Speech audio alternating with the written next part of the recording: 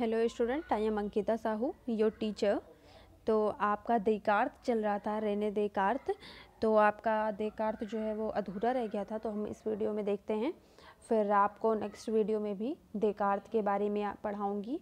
तो आपका देकार्त ने जो सौंदर्यता के लेके मत और विचार दिए हैं, तो लास्ट वीडियो में आपको जो पढ़ाया था वो देखते हैं। देन हम देखते हैं कि उनके और क्या मत और विचार रहे हैं।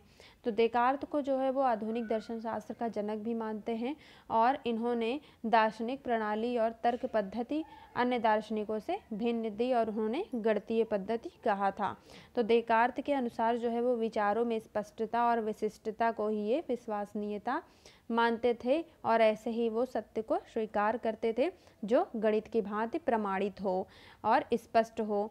और देकार्त जो है वो ईसाई संत थे, अतः उनके सिद्धांत बाइबिल से ही प्रभावित थे, किंतु वे धार्मिक होने के कारण किसी बात को मानने के लिए तैयार नहीं होते थे जो धर्म से रिलेटेड होती थी, या फिर जो धर्म पर निर्भर होती थी बातें, उनको ये नहीं मानते थे या फिर शंकाहीन मानते थे, और ये ईसाई संत होते हुए भी। तो देकार्त ने अपने व्याख्यान में प्लेटो, अरस्तु तथा होरेस की तर्क पद्धतियों को सहारा लिया हुआ है, और अरस्तु के प्रभाव से देकार्त यह मानते थे कि सौंदर्य का आनंद वस्तु एवं ज्ञानेंद्रियों के सामंजस्यपूर्ण अनुपात पर निर्भर होता है। मतलब जो चीज़ें हमें आनंद प्रदान करती हैं, जो हमारे ज्ञानेंद्रियों के सामंजस्यपूर्ण होती हैं, कोऑर्डिनेट होती हैं, तो उन पर ही निर्भर मानते थे। और देकार्त के अनुसार भाव केवल शारीरिक दशाएं ही नहीं, शारीरिक दशाएं भाव के जागृत होने के कारण उत्पन्न होती हैं, और वे आत्मा की दशाओं के साथ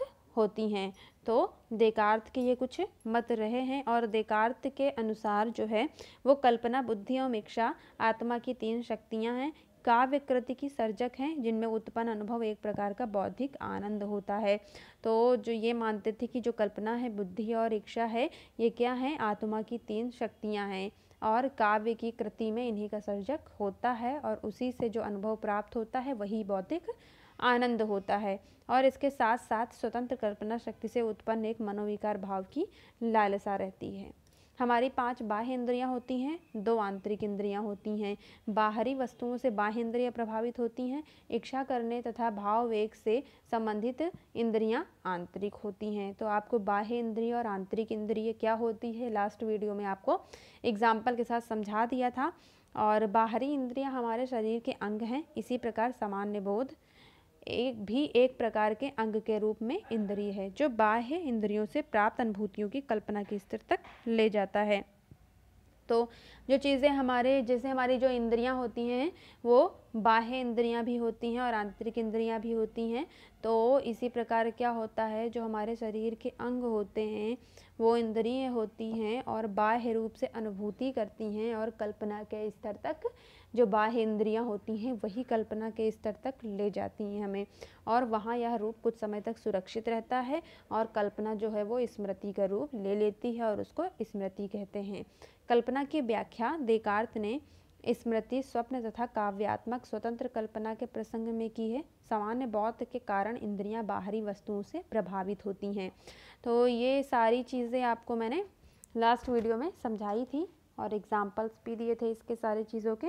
तो हम देखते हैं कि देकार्त ने क्या क्या चीज़ें कही हुई है। इंद्रियों पर पड़े बाह्य प्रभाव को मस्तिष्क के एक अंश में कुछ समय तक धारण किए रहने की क्षमता होती है। तो जो चीज़ें हम देखते हैं, जो हमारे ऊपर बाहरी प्रभाव पड़ता है, तो कहीं ना कहीं हमारे दिमाग के कुछ भाग में वो सुरक्षित रह जाता है, या फिर उसमें कुछ टाइम तक हम लोग उसको धारण किए रहते हैं। यह क्या होता है? स्मृति होती है। अभी आपको मैंने बताया थोड़ी देर पहले। तो बाह्य वस्तु की ओर उत्प्रेरित कल्पना हमारी इच्छा शक्ति से स्वतंत्र होकर ऐसे रूपों का निर्माण करती है जो स्वप्न में दिखाई देते हैं। तो जो जिन चीज़ों से हम, जो चीज़ें बाह्य वस्तु हमें दिखाई देती हैं और उनकी हम कल्पना करते हैं, फिर हमारी इच्छा शक्ति स्वतंत्र हो जाती है, और यही सब रूपों का जो है वो हमारे स्वप्न में आते हैं, यही चीज़ें हमारे स्वप्न में दिखाई देती हैं। किंतु जिस समय आत्मा स्वतंत्र इच्छा शक्ति द्वारा कल्पना को प्रेरित करती है, उस समय मन में ऐसे रूप उत्पन्न होते हैं जो ज्ञानेंद्रियों के द्वारा स्मृति में संचित बिंबों से भिन्न होते हैं, साथ ही यह स्वप्न के रूपों से भी भिन्न होते हैं। तो जब हमारी आत्मा स्वतंत्र होती है, इच्छा शक्ति द्वारा कल्पना को प्रेरित करती है, तो क्या होता है, ऐसे मन में ऐसे रूप उत्पन्न होते हैं। कैसे? जो ज्ञान इंद्रियों के द्वारा स्मृति में संचित बिंबों से भिन्न होते हैं। तो जो चीज़ें हम इसमें कल्पना द्वारा स्मृतियों में रखते हैं, संचित करते हैं, तो उनसे थोड़ा अलग होती है क्या? जब आत्मा स्वतंत्र रूप से काम करती है, तो साथ ही यह स्वप्न के रूप में भी भिन्न हो जाती है। तो अतः स्वतंत्र इच्छा शक्ति को कल्पना को प्रेरित कर ऐसे रूपों की सृष्टि होती है जो ना तो इस व्यवहारिक जगत में है और ना ही कभी हो सकती है। तो हमारी जो स्वतंत्र इच्छा शक्ति है वो बता रहे हैं कि कल्पना से प्रेरित कर ऐसे रूपों की सृष्टि करती है, ऐसे रूपों का निर्माण करती है। तो ये जो है व्यवहारिक जगत में है, ना तो व्यवहारिक जगत में है, सॉरी, क्योंकि वो हमारी कल्पना शक्ति है, वो हमारे व्यवहारिक जगत में हो ही नहीं सकती और ना ही कभी हो सकती है।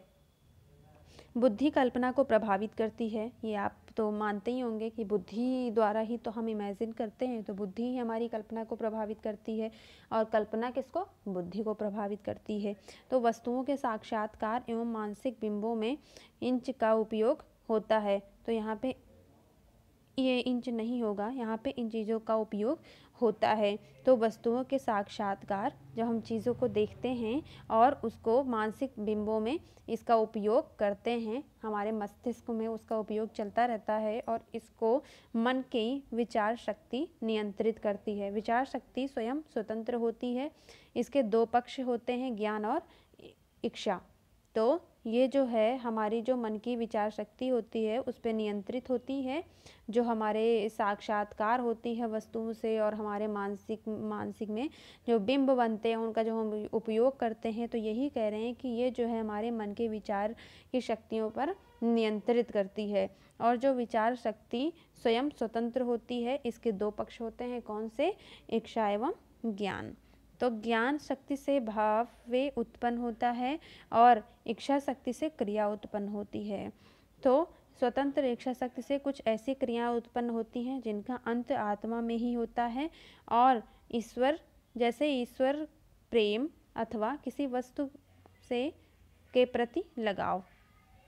तो जो ज्ञान शक्ति से भाव उत्पन्न होते हैं जो हम अपने ज्ञान से अर्जित करते हैं और इच्छा शक्ति से क्रिया उत्पन्न होती हैं जो हम चीज़ें करते हैं।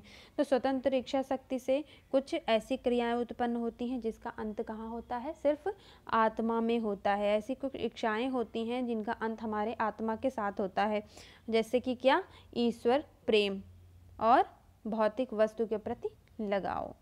तो दूसरे प्रकार जब हमारा जीवन खत्म होता है तो ये जो है तभी मिलती हैं, हमारे जीवन के साथ ही इनका अंत हो जाता है।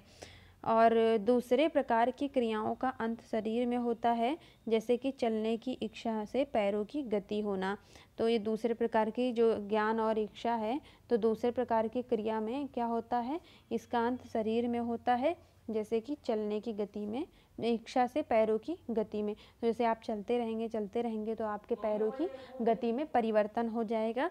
तो इसी प्रकार इन्होंने इच्छा और ज्ञान के बारे में बताया हुआ है। तो भी आपका देकार्त इनकम्प्लीट है। आपका मैं नेक्स्ट वीडियो में देकार्त और पढ़ाऊँगी। अगर इस वीडियो से रिलेटेड आपको कोई चीज़ें नहीं समझ में आ रही हो तो मुझे जूम मीटिंग पर मेरे साथ डिस्कस करें या फिर मुझसे मैसेज करके पूछें। Thank you.